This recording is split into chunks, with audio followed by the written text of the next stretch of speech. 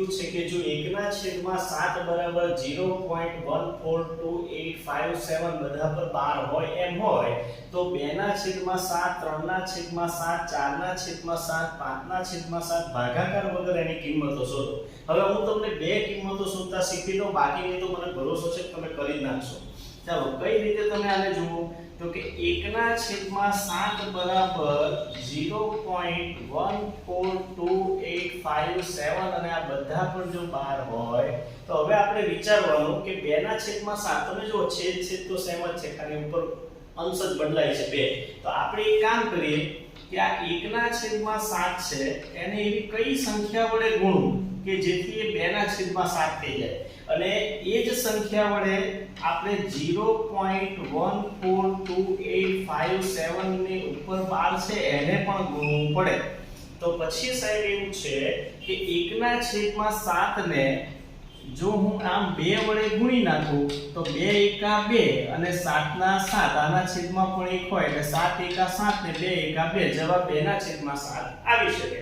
તો પછી આપણે એનો જ ઉપયોગ અહીંયા કરીએ કે આને આપણે 2 વડે ગુણી નાખીએ અને પેલી બાજુ પણ 2 વડે ગુણવું પડે। હવે તમે અહીંયા જુઓ 2 એકા 2 અને નીચે સાઈડ 2/1 હોય એટલે 7 એકા 7 તો અહીંયા બની ગયું છે 2/7।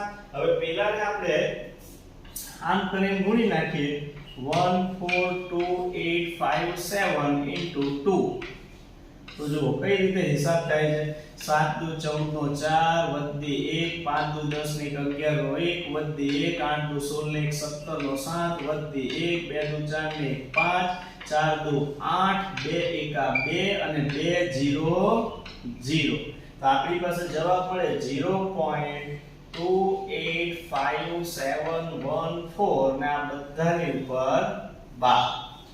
ચાલો હવે આપણે 3/7 શોધીએ તો કેવી રીતે કામ કરવાનું થશે તો કે સાહેબ આપણે 1/7 જે 7 છે એને ગુણ્યા ખાલી જગ્યા કરીએ તો સામે જે 0.142857 જે છે એને પણ કેટલા વડે આપણે ગુણીએ તો 3/7 જેટલી કિંમત બને।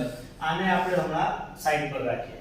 ચાલો આ 1/7 લખી દીધું છે, એની સામેનો જવાબ લખી દીધો છે। હવે મારે 3/7 લાવવું છે તો સ્વાભાવિક છે અહીંયા 3 વડે ગુણવું પડે તો આ બાજુ પણ 3 વડે ગુણાય। ફરીથી 3 એકા 3 આના છેદમાં 1 છે 7 એકા 7 અને આનો જવાબ મેળવવા માટે આપણે અહીંયા 0.142857 into કરી દેવાનું 3। चलो 7 तारी 21 નો 1 વધી 2 5 તારી 15 ને 2 17 નો 7 વધી 1 8 તારી 24 ને 25 નો 5 વધી 2 3 2 6 ને 2 8 4 તારી 12 નો 2 વધી 1 3 1 3 ને 1 4 અને 3 0 0 પોઈન્ટ है।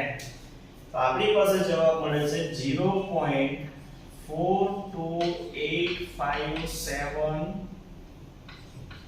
અને બધાની ઉપર પાછો 12। તો આ રીતે તમે 4/7 5/7 પણ શોધી શકશો। Thank you.